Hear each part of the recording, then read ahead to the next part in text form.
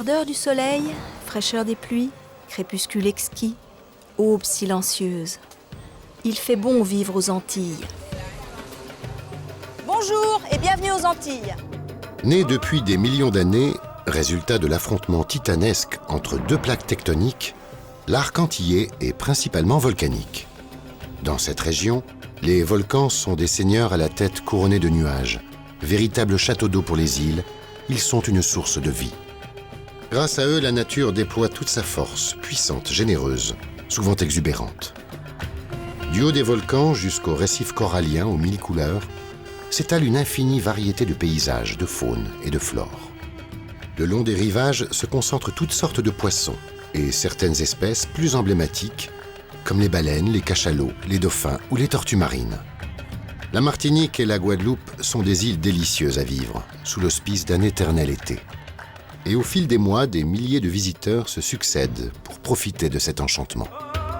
Pourtant, en débarquant aux Antilles, pour un jour, pour un an, n'oublions pas qu'ici, comme partout ailleurs, la nature est malmenée.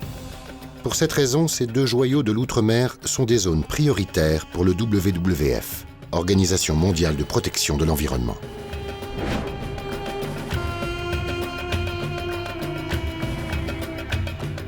Première étape de notre voyage, Madinina, l'île aux fleurs, qui s'appelle désormais la Martinique. Je suis la route qui mène de Fort-de-France au premier contrefort de la montagne Pelée.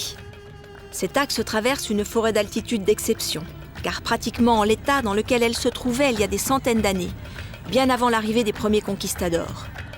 J'ai rendez-vous avec Philippe Joseph, un professeur de l'université de Pointe-à-Pitre, passionné par les systèmes forestiers des Antilles. Et au fait, Philippe, on est où là exactement? On est au milieu de la forêt humide, qui, comme tu peux le voir, caractérisée par une luxuriance de plantes qui poussent sur les arbres, qu'on appelle des épiphytes. C'est l'arbre qui pousse sur l'arbre. Absolument. Et tout cela, c'est typique de la forêt humide. Une deuxième caractéristique, c'est que les arbres sont beaucoup plus grands. Et donc, cet arbre, il fait quoi? Il fait 40 mètres, entre 30 et 40 mètres de haut.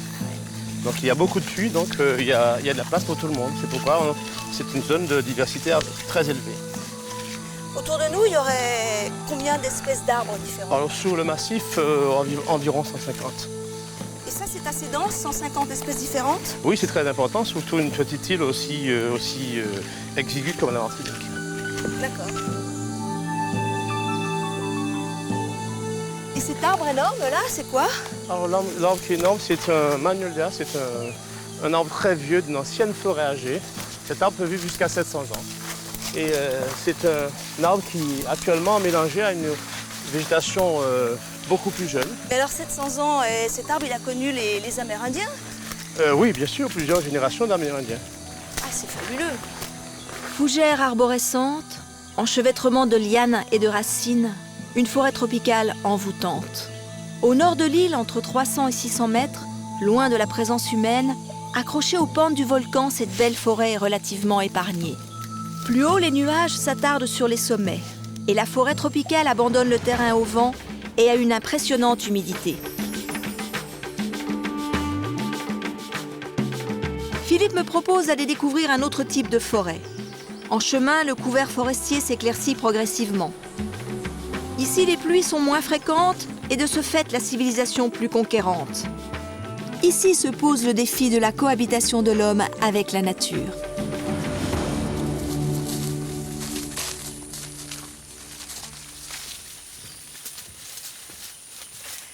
J'ai vraiment l'impression de me retrouver au Pérou, moi, dans la forêt des Achalinka. Ben oui, il y a quand même une certaine équivalence, puisque c'est aussi une forêt un peu humide. Et ici, nous sommes dans la forêt mésophile. Mésophile, alors dis-moi. Alors mésophile, alors, si on veut être très aimer. simple, aimer les conditions moyennes. Donc c'est une forêt qui finalement pousse là où les conditions de pluviométrie sont moyennes. Aux Antilles, comme partout où l'homme cultive la mémoire, chaque arbre a son utilité. Chaque espèce est rattachée à une légende qui remonte souvent aux temps les plus anciens, ceux où vivaient les Indiens caraïbes. Ah voilà un merveilleux balata. Le gros là? Ouais. Salut balata. Il sert à quoi le balata?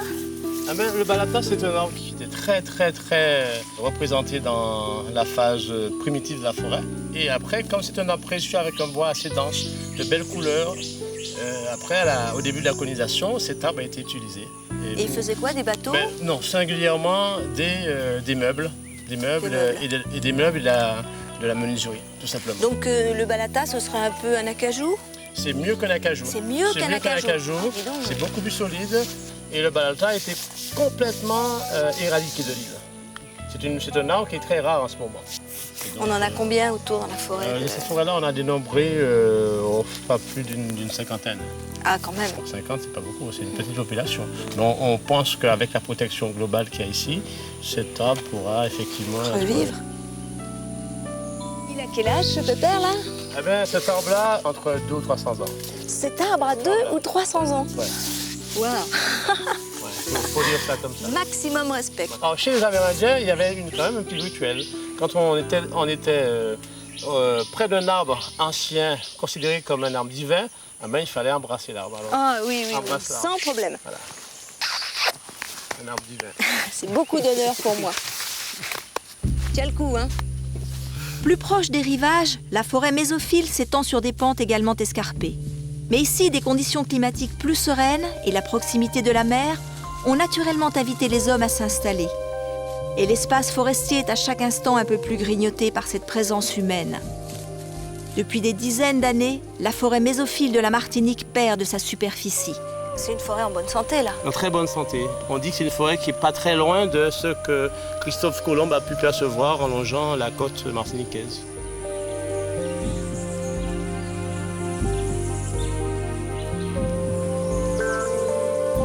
Philippe me guide maintenant vers la pointe de la Caravelle, le long de la côte atlantique. Dans cette zone où les pluies sont rares, la végétation a adopté une stratégie particulière pour résister à la sécheresse.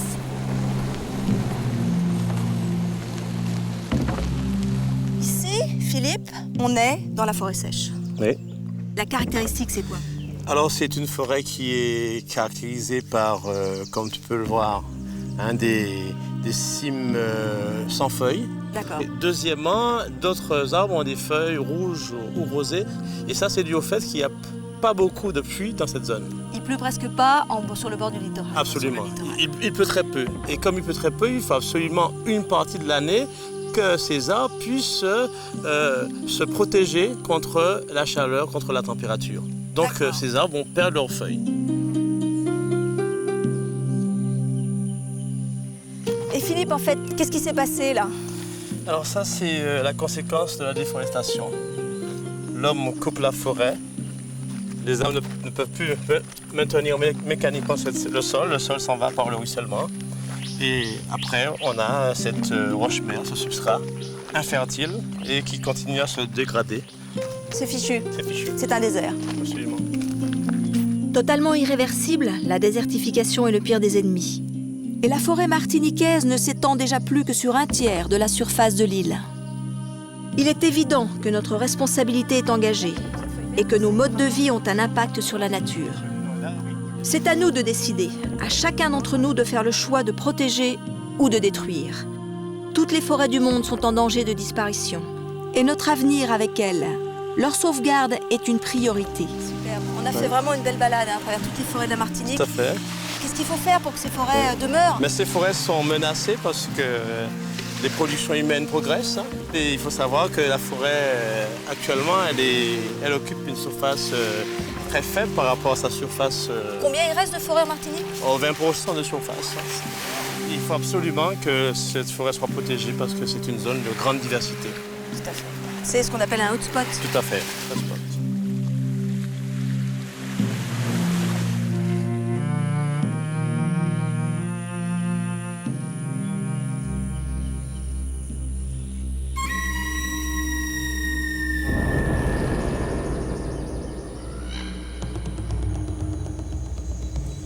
Toujours dans le nord de l'île, Jérômine est en compagnie des gardes de l'Office national de la chasse et de la faune sauvage, l'ONCFS, à la recherche d'un trésor. Le bijou, comme on le surnomme ici. L'un des fleurons de la faune martiniquaise. Pour l'instant, la diva se fait attendre.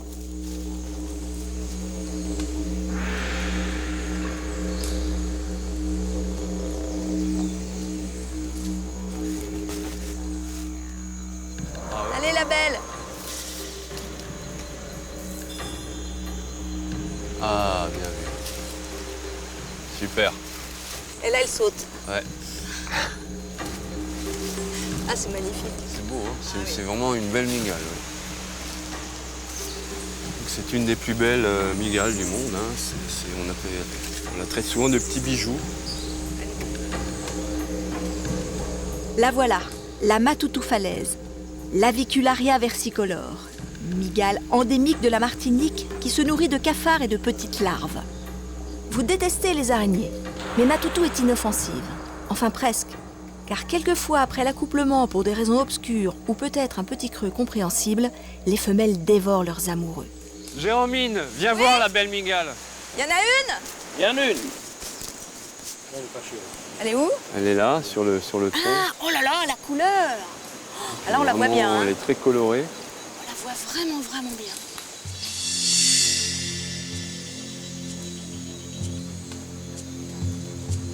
C'est bien. Tu fais un petit tour? Où tu vas, Fifi? On t'embête, hein? On t'embête beaucoup. Il y a un important trafic entre la Martinique et puis certains pays européens, puisqu'on a constaté qu'il y avait des expéditions qui étaient faites depuis la Martinique pour l'Europe, des expéditions, des colis avec des mygales, avec des dizaines de mygales vivantes, dans des petites boîtes en plastique. Et il y a des gens qui achètent en Europe des mygales vivantes. C'est une espèce endémique à la Martinique qui est très prisée en France et dans certains pays européens. Et il y a un commerce relativement important de cette Et comment mygale. ils ont trouvé en fait à la poste comment ça s'est passé pour découvrir les mygales dans les enveloppes? C'est le chien stupéfiant qui a signalé des enveloppes. Et le douanier, en vérifiant ces enveloppes, il s'apprêtait à trouver des stupéfiants. Et en fait, il a trouvé des mygales. Il y en avait combien? Alors, il y a eu un premier envoi avec 94 mygales vivantes. Et depuis, donc, il y a eu une deuxième expédition avec 25 mygales. Protéger la mygale du trafic animalier n'est pas simple. Elle n'est pas bien grosse et Matoutou ne bénéficie pas du même capital sympathie que notre légendaire panda.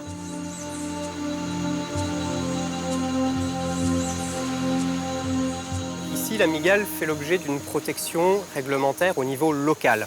Par contre, elle n'est pas inscrite dans les annexes de la Convention de Washington, la CITES, et donc son commerce n'est pas réglementé à l'échelle internationale. Et par voie de conséquence, une des conditions, une des possibilités pour protéger au niveau international cette espèce, ce serait de pouvoir travailler à son inscription à la CITES. La CITES réglemente et surveille le commerce international des espèces sauvages menacées d'extinction, faune et flore confondues. Cette convention et les organismes chargés de sa mise en œuvre contribuent à la protection de milliers d'animaux, comme les baleines, les éléphants, mais également les coraux, de nombreuses plantes et bois exotiques. Au niveau des Antilles, il faudrait que la CITES se penche sur le risque d'extinction de l'Avicularia versicolore et lui accorde au plus vite un statut qui en limiterait le trafic. Eh oui, voilà, donc c'est un animal qui n'est pas très farouche, mais qui a peu de défense en plus, à part se réfugier dans des endroits inaccessibles. On va en trouver d'autres? En attendant une protection internationale encore bien incertaine de la mygale martiniquaise, sur l'île, les gardes de l'ONCFS essaient, avec de maigres moyens, d'en limiter le trafic. Aujourd'hui, la totalité de l'effectif de surveillance accompagne Jérômine. À elle seule, ces 3 personnes ne peuvent pas protéger toute la biodiversité de la Martinique. En fait, elle a fermé sa porte. Elle est dedans, Elle est oui, là? je la vois là. Attends. Ah oui. On voit les papates. Absolument. Celle-là vit dans un arbre. Voilà, celle-ci est arboricole, ouais. Elle vit dans les arbres. Donc, Elle a un œuf. elle est en train de... Elle est en train, oui, de faire des petits, de se reproduire.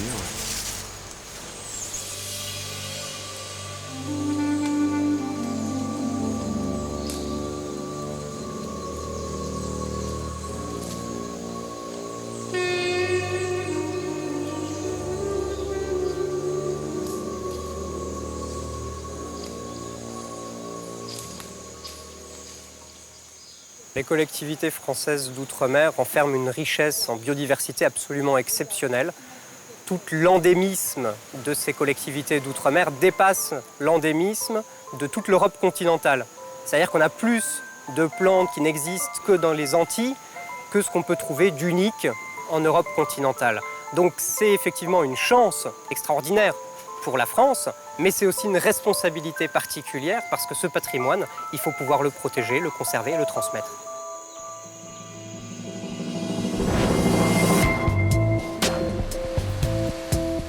Un papillon butinant l'océan Atlantique, 2 îles réunies par une étroite bande de limon, c'est la Guadeloupe. Nous survolons la pointe des châteaux, cap tourmenté et majestueux, planté face à l'est en plein vandalisé. Courte escale aérienne pour admirer la grandeur de la nature. Mais éloignons-nous pour un instant des côtes de la Guadeloupe. Ce soir, la lune est pleine et complice. Elle va nous aider à surprendre sans le déranger l'envol des chauves-souris au trou à diable, sur l'île de Marie-Galante.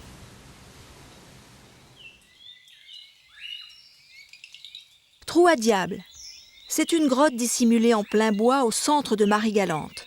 De là, chaque soir, par milliers, s'éparpillent alentour ces petits mammifères volants. Rapide, précise, elle s'élance au sortir de la grotte sans jamais se heurter. Vous voulez les voir de plus près? Alors retour en Guadeloupe. Au pied du volcan de la Soufrière, lorsque la nuit est bien noire, le docteur Ibéné, vétérinaire, tend ses filets pour en capturer quelques-unes. Béatrice Ibéné, et c'est pour elle une passion, étudie les chauves-souris encore mal connues et pourtant précieuses à nos écosystèmes.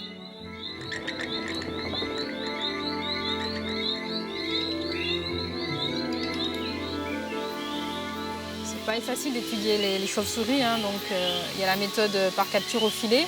On a été formés spécialement parce qu'en fait c'est des petites bêtes extrêmement fragiles, il ne faut jamais l'oublier.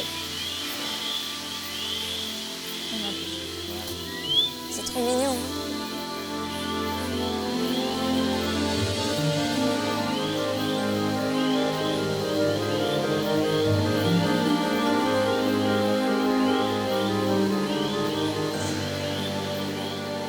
C'est une petite bête qui est endémique des Petites Antilles, qu'on ne retrouve que dans les Petites Antilles, et nulle part ailleurs au monde. Elle fait un grand parcours quand elle part chasser. Celle-ci, on ne sait pas parce qu'on manque d'études, mais d'autres espèces de la même famille vont faire jusqu'à une 40aine de kilomètres chaque nuit pour aller chercher leur nourriture.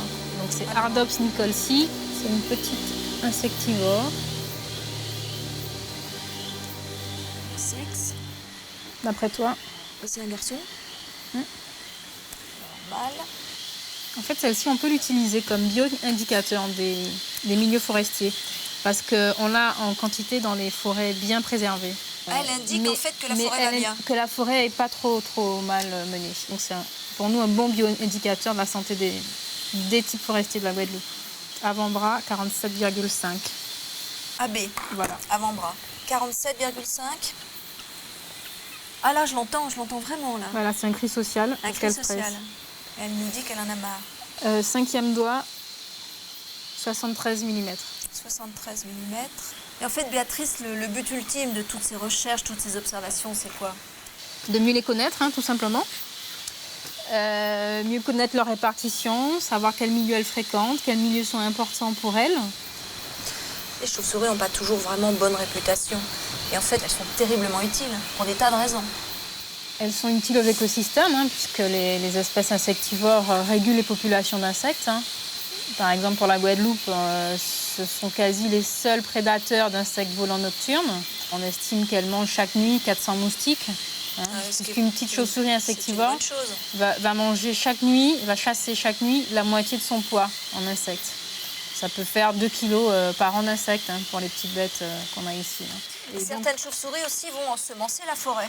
Elles vont manger les graines et disperser ces graines. Oui, il y a des espèces qui vont soit cueillir un fruit, le déplacer, donc le disséminer, ou alors avaler ce fruit avec les graines et relâcher, voilà, le transporter, le disséminer et relâcher ces graines intactes dans leur défécation, dans leur crotte. Et ici, en forêt, tu as plein d'épiphytes, de lianes, de plantes qui sont disséminées grâce aux chauves-souris. Donc elles ont un rôle essentiel dans la biodiversité, vraiment Tout essentiel. à fait, elles ont un rôle de maintien de la biodiversité, mais également de restauration de cette biodiversité.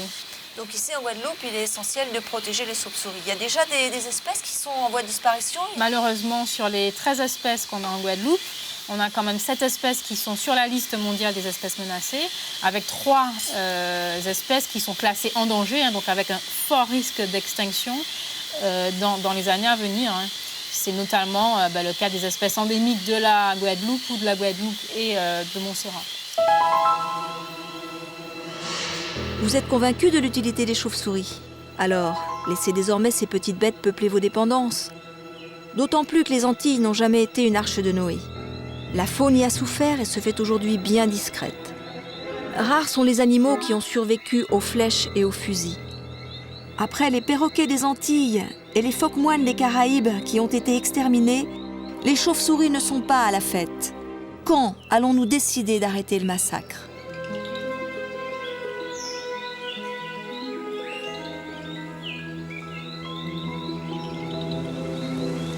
Les cours d'eau de l'île naissent autour du volcan de la Soufrière.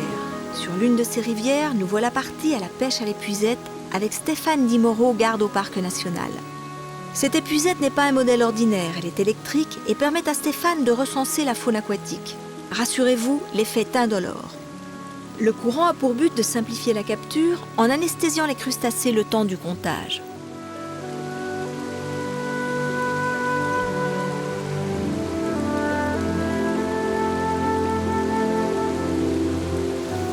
Là, Stéphane, si j'avais des bottes, je pourrais être à côté de toi, là, mais c'est mieux que je sois pas dans l'eau. Tout à fait, oui. En fait, il faudrait prendre un bon coup de jus aussi. Ouais.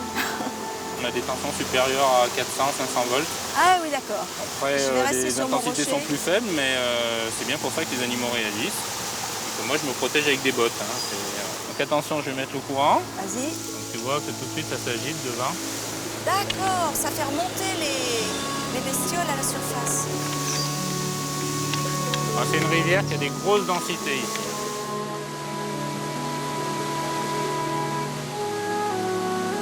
Une jolie bête, là. Alors ça, là, voilà, un beau wassou, un queue rouge. En Guadeloupe, on parle de wassou, toutes les espèces qui ont des pinces. Donc on a 5 espèces. Alors, est-ce que tu veux venir nous voir? Oui. Alors cette espèce-là, c'est un wassou aussi. C'est le plus petit des wassous qu'on ait. Mais il est connu par cette grosse pince-là, tu vois, plutôt large. Donc on l'appelle le gros mordant. On va continuer de pêcher, Jérôme. Toujours pareil, les mêmes consignes de sécurité. Tu restes sur les rochers hors d'eau. Sur mon île. Voilà. Et donc on va regarder ce qu'il y a ici. À cette altitude, la qualité des eaux est excellente. Mais en descendant vers les bassins versants, la situation devient critique. Là, les pollutions ponctuelles ou permanentes, d'origines industrielles, domestiques ou agricoles, se concentrent jusqu'à la mer. C'est quoi celui-là? Donc celui-ci, on l'appelle le grand bras. Tous ces animaux, ils naissent en mer. Ils naissent en mer. Et Donc, tout ça, ça remonte la rivière. Tout à fait. On suppose qu'ils pondent dans la rivière, donc les œufs éclosent et après les juvéniles, les larves sont entraînées vers la mer. Et après on a effectivement la remontée des juvéniles qui est en quantité impressionnante à l'embouchure des rivières. Des fois les fonds sont couverts. Vous avez vu, il y en a une qui a tout compris, elle a trouvé la sortie. Alors ça c'est effectivement les cacadeurs hein, qui sont tout à fait capables de marcher hors de l'eau. Celui-là, il remonte les cascades, tu Il dis? est tout à fait capable de remonter les cascades assez impressionnantes. Je crois qu'on va voir. Est-ce qu'il plonge aussi? Sur Allez, la, mon petit sur la père, rivière vas-y. du Grand Carbet, on a une cascade qui fait une vingtaine de mètres. En Et ben, hiver. on retrouve ces crevettes en amont. Quoi. Une Donc, cascade d'une vingtaine de mètres, ouais. ils arrivent à remonter. Ils arrivent à la s'accrochent. franchir. Voilà.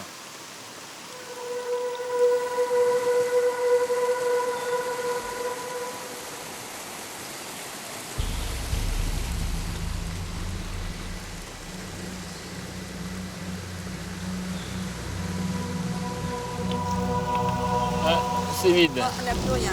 Je peux boire un coup là, Stéphane? Ah, je te le conseille pas trop. Hein. Tu sais, ici, on a beaucoup de problèmes de pesticides dans la rivière. Hein. Enfin, dans les rivières du sud de la Basse-Terre. Hein. Quelle tristesse! Et c'est pourquoi?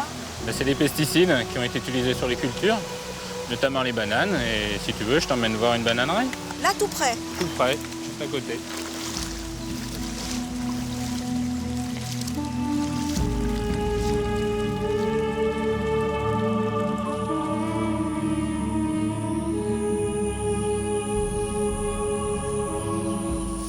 vois, dans les années 70, on a utilisé beaucoup de produits chimiques sur ces bananeraies. Pesticides qu'on appelle le chlordécone, ou la chlordécone. C'est un pesticide qui a été utilisé en très grande quantité, qui a été interdit aux États-Unis, qu'on a utilisé malheureusement encore dans les Antilles, Guadeloupe, Martinique, et qui a pollué les sols. Interdit aux États-Unis, interdit en Europe, Oui. et utilisé ici. C'est ce qu'on a laissé faire. Donc ils traitaient les bananes, ensuite il pleut. Il pleut, il tombe beaucoup d'eau ici sous les Antilles, sous les tropiques. Et donc un fort ruissellement qui entraîne tout ce produit, l'excédent du produit, vers la rivière. Et on les retrouve dans les crevettes qu'on a vues tout à l'heure. Ils se concentrent dans les chaînes alimentaires des crevettes, des poissons. Mais surtout, ça affecte aussi les captages d'eau potable. Et donc la santé publique est concernée. En fait, Stéphane est en train de me parler d'un drame écologique, d'une véritable catastrophe sanitaire. À la limite, chaque personne devrait ici faire analyser le sol de son jardin, ou on en arrive là. Oui, tu touches le sujet, tu as raison là-dessus, parce qu'il y a plein d'habitations, de hameaux qui sont construits sur d'anciennes cultures. Et les sols sont certainement contaminés, puisqu'on considère que le chlordécone peut être présent plusieurs centaines d'années dans les sols, sans se dégrader. Il y aurait beaucoup à dire sur l'utilisation du chlordécone dans la culture des bananes. Tout le monde, à commencer par les pouvoirs publics, a fermé les yeux et laissé faire pendant des décennies. Au niveau des Antilles, le scandale est équivalent à celui de l'amiante, du sang contaminé ou encore de la vache folle en métropole. Mais pour l'instant, c'est encore le silence.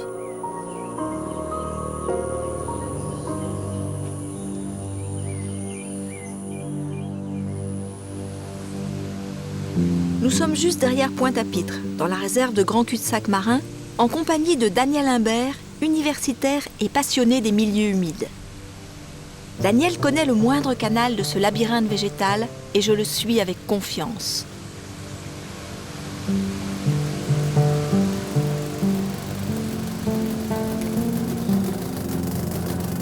On est dans la mangrove là, Daniel. Voilà, tout à fait. On est rentré dans la lagune de Belle-Plaine.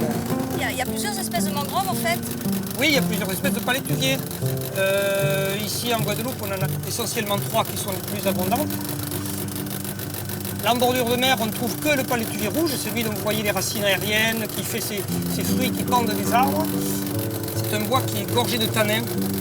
Quand on coupe les racines, voilà, on voit la couleur rouge qui ressort dans le bois et dans les racines. Il est très adapté à une hauteur d'eau importante. Le long du littoral, de Port-Louis sur Grande-Terre jusqu'à la pointe Latanier sur Basse-Terre, s'étend cette frange végétale que l'on appelle mangrove. Végétation apparemment impénétrable qui semble flotter sur l'eau. Celle-ci ressemble à un inextricable buisson d'arbustes emmêlés où les mangliers, plus connus sous le nom de palétuviers, hissent leurs racines par-dessus les vases. La mangrove est un monde végétal étrange, étalé comme une ceinture entre la terre et la mer, soumise au rythme des marées. Les palétuviers, ces arbres qui semblent être montés sur des échasses, y prospèrent. Leurs racines aériennes plongent dans un sol gorgé d'eau salée. Certaines zones de la mangrove de Grand Cul-de-Sac marin bénéficient du statut de réserve naturelle. Certainement l'un des seuls moyens pour limiter l'extension urbaine au nord de Pointe-à-Pitre. Voilà, on arrive là pour notre premier arrêt. On va rentrer dans la forêt maintenant.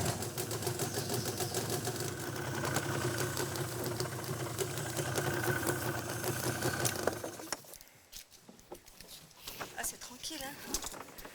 On est bien là, hein? Ah ouais, on est bien. Donc là, Daniel, en fait, on se dirige de plus en plus vers l'eau douce. Voilà, on quitte l'influence marine et on s'avance maintenant vers l'intérieur des terres. Et ça, c'est encore un palétuvier? Oui, ça c'est un palétuvier qu'on appelle le palétuvier blanc. Voilà, ben, le palétuvier blanc, lui, il fait des racines qui sortent du sol. Celle-là. Ces petites racines viennent à l'air libre chercher l'oxygène. Donc en fait, ici, il y a deux systèmes de racines complètement différentes. Ça, Ouais. c'est le palétuvier blanc. Le palétuvier blanc qui émet Celui-là. ses petites racines courtes qui sortent du sol. Oui. Et puis le palétuvier rouge, lui qui émet des racines qui pendent des branches ou qui sortent des troncs, comme ici, et qui lui permet de respirer aussi à l'air libre.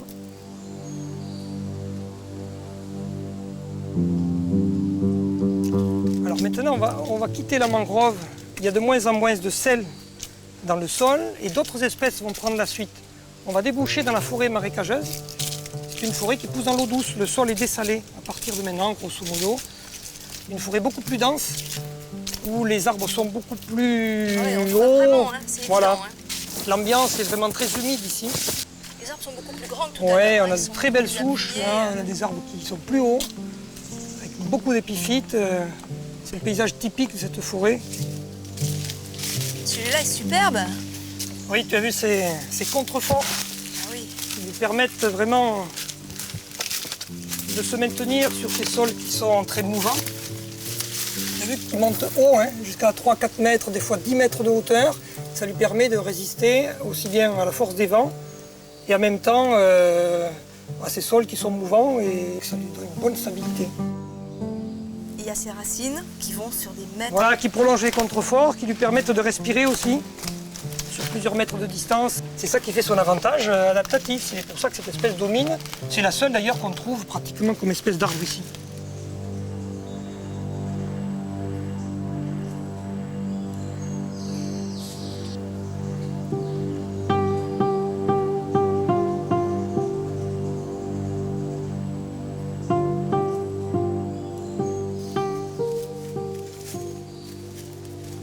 Daniel, là, on quitte la forêt marécageuse. Tout à fait. On commence à rencontrer le monde des hommes. D'ailleurs, là, on traverse un champ. Hein, c'est une plantation de taro Oh là, et on à la s'enfonce, lisière hein. avec la forêt. Voilà, c'est fini. Prairie, élevage. Et La puis vie donc de l'homme. les activités humaines. Et il faut espérer que l'homme n'oubliera pas tout ce qu'il doit à cette forêt.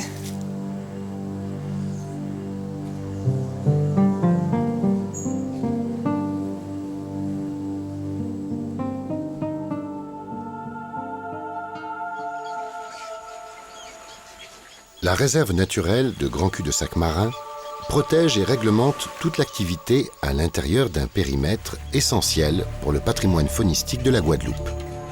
Pour les oiseaux, c'est un véritable sanctuaire. Aujourd'hui, j'ai la chance d'être là, à l'aube, pour les observer en compagnie d'Édouard Benito Espinal, l'ornithologue le plus réputé de la Guadeloupe.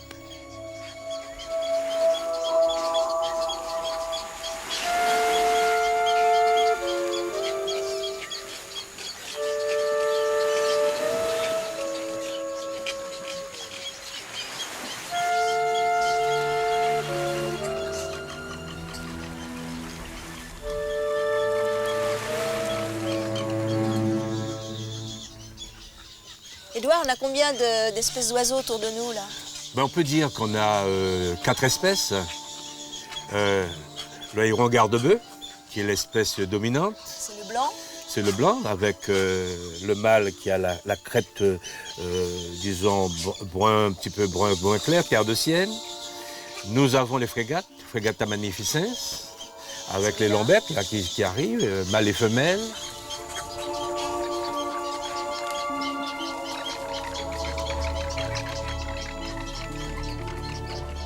Nous avons les pélicans, Pelicanus occidentalis, et nous avons aussi les gottes neigeuses qui se voient moins bien. On peut dire qu'il y a 4 espèces ici de façon générale. Mais il me semble qu'avant, il n'y avait pas des pélicans aux Antilles. C'est assez récent qu'arrive le pélican. Non, les pélicans ont existé aux Antilles. D'ailleurs, la ville du Gosier porte le nom du pélican. Parce que dans l'ancien français du XVIe, XVIIe siècle, on l'appelait le grand gousier. Ah oui, Le grand exact. gousier. Et quand on lit, par exemple, les récits du père du Tertre et du père Labat, ce sont les premiers chroniqueurs de la Guadeloupe qui sont arrivés dans les années 1635, 1640, 1670, on s'aperçoit que les pélicans étaient tout à fait nombreux, ainsi que les frégates. Mais alors, qu'est-ce qui s'est passé? Mais malheureusement, on utilisait la graisse de frégate et du pélican contre l'asiatique. Vous n'avez pas de chance, hein. Ce qui fait que ces oiseaux ont déserté. C'est-à-dire que les oiseaux ont compris qu'ils étaient pourchassés, ils ont changé d'île. Tout à fait. Ils ne sont pas masochistes. Donc, ils ont quitté l'île. Et on peut dire que depuis les campagnes de protection, de sensibilisation de la population, il y a à peu près, disons, une quinzaine d'années, que les frégates sont en train de revenir et les pélicans aussi. Donc ça fonctionne. Une zone protégée, si c'est vraiment respecté, ça fonctionne. Certainement, certainement, puisque bon là, signe. les animaux sont en sécurité, la pêche est moins importante, donc ce qui fait que les espèces sont tranquilles et puis peuvent se nourrir facilement.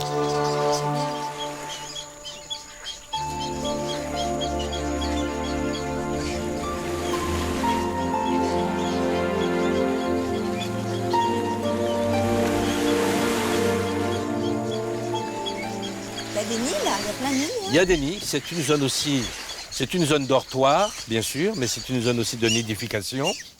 Et c'est une espèce dynamique, le garde-bœuf. C'est une espèce qui se reproduit pendant toute l'année. Et je peux vous dire qu'il y a, à l'époque, dans les années 80, 10 000 individus, mais aujourd'hui, il y a une explosion totale. Nous avons plus de 50 000 à 100 000 individus en Guadeloupe de garde-bœuf. Tu crois que, justement, ça pourrait pousser les autorités à revoir leur position? Moi, je pense que tout individu qui n'a pas de prédateur naturel et qui se développe de façon exponentielle, Il va y avoir surnombre. on doit contrôler. On doit contrôler, ne pas aller tirer à grands coups de fusil. Mais on peut contrôler les nids, par exemple. Et ça se fait dans d'autres pays du monde, pour les mouettes, de telle façon que la reproduction se fasse un petit peu moins active.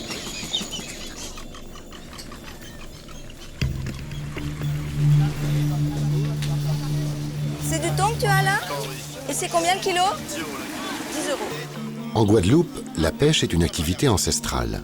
De la mer est toujours venue la ressource indispensable à la vie des Guadeloupéens. Et malheureusement, comme partout, le poisson se raréfie dangereusement. Pour enrayer ce phénomène, les pouvoirs publics examinent depuis maintenant 20 ans une solution séduisante, celle du DCP, dispositif de concentration de poissons. Ce matin, je pars avec Bruno pêcher en mer sur son DCP. Les marins le savent bien, lorsqu'un objet dérive en mer, il est vite colonisé par le plancton. Le DCP repose sur ce principe. Alors une bouée, un cordage, un corps mort ancré au fond. Et la vie s'agrège à merveille autour de ce récif artificiel. Et ce jusqu'à 1 000 marins aux alentours du système. Foison de poissons, du plus petit au plus gros. Mais bénéfice pour la pêche ou monstrueux piège écologique? La pêche sous DCP est un peu décriée au niveau mondial, mais celle que l'on cible dans ces cas-là, c'est la pêche industrielle plutôt, qui utilise les DCP pour concentrer ce poisson, mais qui viennent donner un coup de scène autour du DCP et rafler l'intégralité de la ressource présente, juvénile comme adulte, toutes espèces confondues. Dans le cas de l'utilisation des DCP en Guadeloupe, les flottilles artisanales autour de ces DCP utilisent des techniques de pêche qui sont très sélectives et qui ciblent plutôt les adultes, notamment de dorades et également de thon jaune. Grâce au DCP, les marins reviennent rarement bredouilles. Ce système pourrait effectivement constituer un espoir pour la survie de la profession aux Antilles. Pourtant, attention, même si les hommes rentrent avec du poisson, tous les problèmes ne sont pas résolus pour autant. Dans les îles, on pratique le sitôt pêché, sitôt vendu. La commercialisation du poisson souffre d'un manque alarmant de structure et d'organisation. Hier, on est allé à la pêche. On a pris quelques dorades, on a pris du marlin. Pour qu'on fasse le plus de bénéfices possible, on est obligé de vendre nous-mêmes parce que si on doit aller donner à un mareyeur, si on doit aller donner à quelqu'un, on sera perdant. S'il y avait une usine de transformation en Guadeloupe, là, on aurait eu la totale. C'est-à-dire, on aurait pu aller en mer tous les jours. Notre poisson, on sait qu'il est pris à un prix qui ne va ni descendre ni monter, qui sera toujours le même. Donc là, le moment où on est là, c'est le moment le plus fatigant de la pêche en fait. On le comprend vite. En Guadeloupe, pas de filière de traitement, pas de chambre froide, pas de stockage. Aucune régulation des flux. En cas de surpêche, le poisson est sacrifié. Dans le cas contraire, les cours s'enflamment. Conséquence et ironie, les grandes surfaces de l'île importent du poisson, alors que la pêche guadeloupéenne permettrait l'autosuffisance et même l'exportation. L'idée de l'exportation, on peut la concevoir effectivement, et en plus on pourrait la concevoir sur le marché du poisson de très haute gamme international, donc ces espèces de thon qui sont aujourd'hui très à la mode et très prisées pour les préparations à la japonaise en cru. Le marché est très demandeur, notamment le marché des États-Unis à proximité, et qui plus est, le thon guadeloupéen tel qu'il est sorti de l'eau, c'est-à-dire du thon de ligne, ultra frais. Au moment où il sort de l'eau, il répond tout à fait de ces standards de très haut de gamme international. Donc derrière, il suffit simplement d'avoir toute la chaîne du froid, la chaîne de transformation, de commercialisation, qui soit proportionnée de manière à ce que ce poisson ne perde pas de sa qualité première et qu'il puisse donc effectivement trouver du débouché sur du marché de très haut de gamme. La Guadeloupe compte 1200 pêcheurs recensés. Mais la réalité dépasse largement ce chiffre. Et ce sont officieusement 6500 personnes qui prennent presque quotidiennement la mer. Aux Antilles, tout le monde part à la pêche pour le plaisir. Et certains par nécessité, pour pouvoir subsister. Le métier du marin-pêcheur n'est pas assez respecté. Moi, je suis pêcheur professionnel. Moi, je vais rentrer, la mer elle est belle, je vais rentrer, je vais aller vendre du poisson à la campagne. On va trouver aussi des gens qui sont pas de la pêche. Le boucher, ou bien le maçon, ou bien le policier, ou bien je ne sais pas quoi. Tout le monde vend du poisson. C'est vrai que on est coincé avec tout ça. La pêche guadeloupéenne, notamment avec toute cette frange informelle continue, largement de jouer un rôle d'amortisseur social sur le territoire, continue d'offrir des métiers refuges au moins temporaires pour guérir tous les accidents de la vie dans d'autres filières.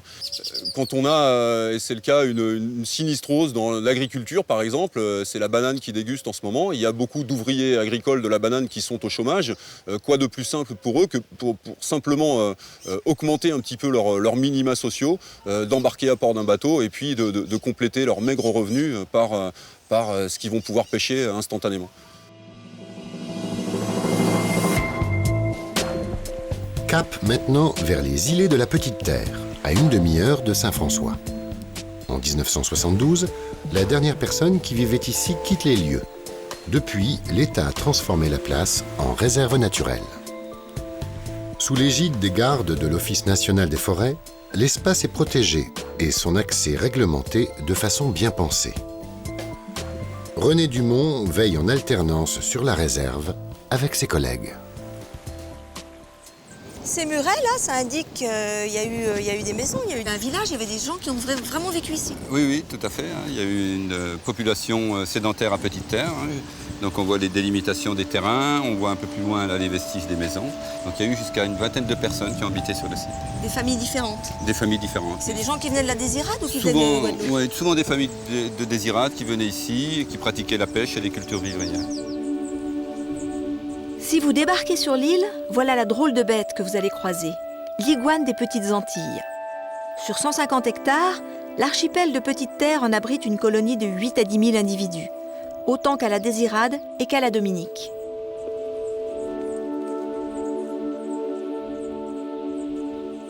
Ce sont des animaux qui mesurent jusqu'à 1,60 m et qui peuvent peser jusqu'à 3 kg, 3,5 kg.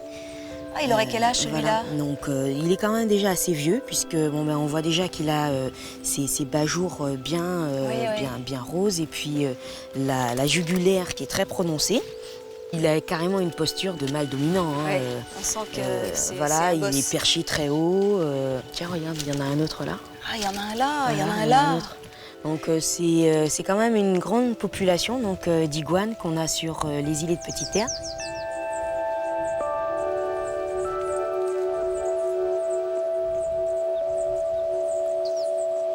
En Guadeloupe, l'espèce est menacée à cause de la destruction de son habitat par l'homme, la prédation des nids par les chats et les chiens errants et la compétition avec d'autres herbivores.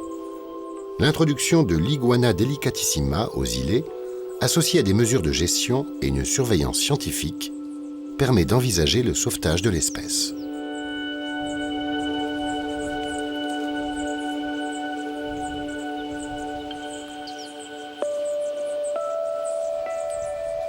Pourquoi une réserve ici? Une réserve puisque c'est un animal qui quand même s'hybride pas mal avec l'iguane commun.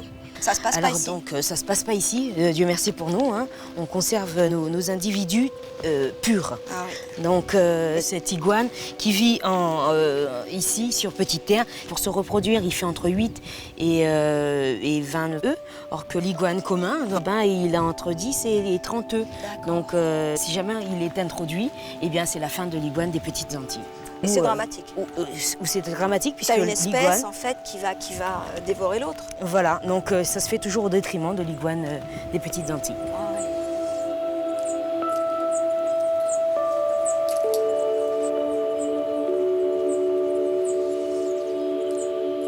Alors, Salut, c'était mon comment gars. la baston? T'as gagné? Hein? Alors, T'as gagné? Ah ouais, je vois que c'est toi qui as gagné. Hein? On voit bien que c'est lui qui a gagné. Il a la queue qui ondule et puis se gonfle. Ah ouais?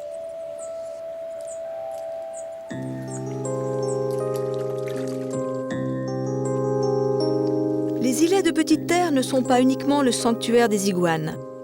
Tout autour s'étalent des récifs coralliens, de magnifiques herbiers, des plages vierges, une faune marine et terrestre d'une grande richesse. À une demi-heure des côtes de la Guadeloupe, je recommande la visite, en bateau bien sûr. René, en fait, tout le monde peut venir avec son bateau ici mouillé, passer le week-end, c'est autorisé. Oui, tout à fait. L'accès à la réserve est tout à fait libre. Il y a une réglementation quand même, il y a des limites, c'est encadré. Oui, il y a une réglementation pour l'activité professionnelle. D'accord, tu as un quota de gens qui peuvent monter sur l'île, débarquer sur l'île. Voilà, on a déterminé un certain nombre de personnes qui peuvent être présentes sur le site pour ne pas faire trop de dégradation. On autorise 200 personnes par jour et puis on limite l'accès aux très gros bateaux, donc il y a 50 personnes par bateau. D'accord, les gens comprennent que c'est une réserve et que c'est très très important. Voilà, les gens, c'est rentrer dans les habitudes maintenant de venir sur le site, mais avec des contraintes, avec une réglementation bien sûr qui permet d'encadrer tout ça. Ah oui. Et c'est un petit peu le début de l'écotourisme. Oui, bien sûr, c'est l'idée. À partir d'une réserve, on peut développer une vraie conscience chez les gens et commencer à faire de l'écotourisme. Voilà, c'est l'idée générale. Hein. C'est pour ça que l'accès est totalement libre pour les personnes qui viennent de façon indépendante et qu'on a réglementé surtout l'activité professionnelle. Commerciale.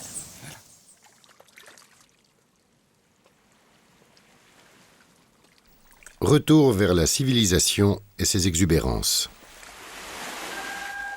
Pendant longtemps, une partie des côtes de Grande Terre, entre Gosier et Saint-François, a été victime du bétonnage de la part de certains promoteurs peu scrupuleux. Le tourisme de masse apportait la fortune. Aujourd'hui, ce système ne fonctionne plus vraiment. Les hôtels sont en difficulté, les îles sont moins fréquentées, au profit de destinations meilleur marché.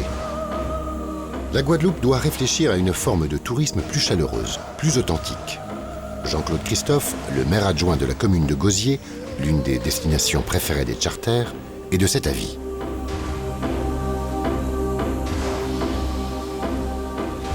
Jean-Claude, on est sur la plage du Gosier, au milieu des beaux hôtels qui ont été construits dans les années 70-80. Est-ce que cette forme de tourisme en Guadeloupe est toujours valable? C'est une question intéressante dans la mesure où il n'y a pas si longtemps, 2 hôtels viennent de fermer. Une a été transformée en logement de luxe et l'autre est en attente certainement de prendre la même direction. On est allé sur Petite Terre où on a vu un exemple d'une nouvelle forme de tourisme, un tourisme beaucoup plus écologique. Est-ce que vous pensez qu'en Guadeloupe même, on pourrait développer peu à peu cette nouvelle forme de tourisme? Écoutez, je crois qu'il y a du soleil partout. Et le soleil ne fait que limiter l'apport que nous pourrons apporter aux touristes qui viennent chez nous. Je crois que la biodiversité est la vraie ouverture, la vraie solution à notre tourisme. Et d'autant plus qu'il faut savoir que la biodiversité en Outre-mer, elle est très très importante. Hein. Alors Jean-Claude, évidemment, cette forme d'écotourisme va imposer un certain nombre de restrictions. Est-ce que vous pensez que vraiment les autorités locales sont prêtes à marcher main dans la main avec les ONG qui s'occupent de développement durable et de défense de la biodiversité? Oui, d'autant plus que si nous considérons que l'objectif pour qu'on ait un tourisme durable et solidaire, c'est qu'il faut qu'on s'inscrive véritablement dans cette dynamique-là. De toute manière, la notion d'environnement renvoie à une notion d'équilibre entre l'homme et son environnement. Bien sûr. Donc la réglementation, elle est nécessaire, elle est obligatoire si nous voulons que ce tourisme soit durable. C'est une chance, je dirais quasiment l'unique chance qui reste au tourisme en Outre-mer.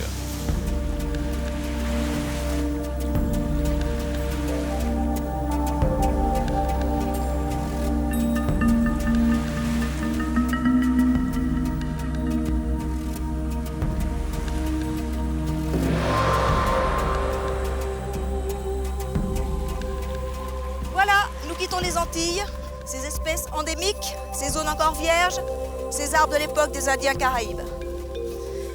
Soyons conscients que c'est à nous tous, de décider de notre avenir. Respecter la nature est un acte quotidien qui nous permettra encore longtemps de parcourir les sentiers de notre beautiful planète.